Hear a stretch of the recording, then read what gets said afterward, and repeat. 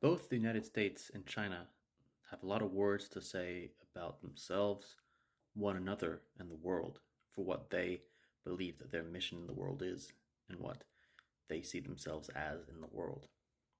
However, actions don't always go exactly with words, and because of that, other people critique both of these countries for how they align with their words. For example, international law exists.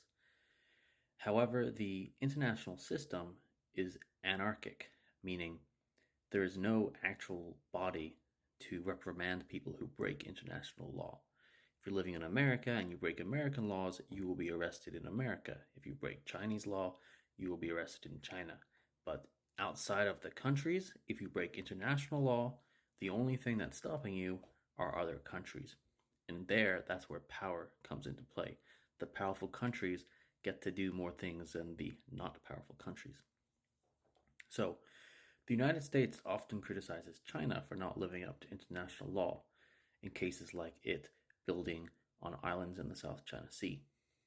However, meanwhile, China criticizes America for doing similar things, for instance, sending weapons to Israel in their attack on Gaza. So both are therefore breaking international law. And it's not just them two who are criticizing the other. The Human Rights Watch, the United Nations, they also say that both countries break international law from time to time. And because of this, other peoples, including the people in the opposite country, lose trust in the other country, all while sometimes ignoring things that they themselves are doing. So even though the United States says that it believes in democracy and law, sometimes when it goes to other countries and it kicks out a leader that it doesn't agree with, even if that leader has been elected democratically, people begin to wonder what does the United States actually believe in?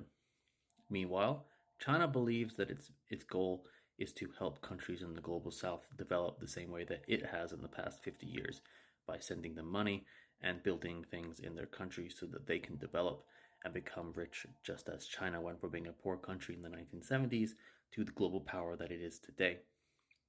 But just as people in the Middle East criticize America because they do not agree with what's going on in the Middle East, so do some people in Africa criticize China, especially in circumstances when Chinese companies maybe have not the best labor practices. For example, 2 years ago, a Chinese boss shot two people in, I believe it was Zambia, for asking for their wages when they weren't actually giving the wages.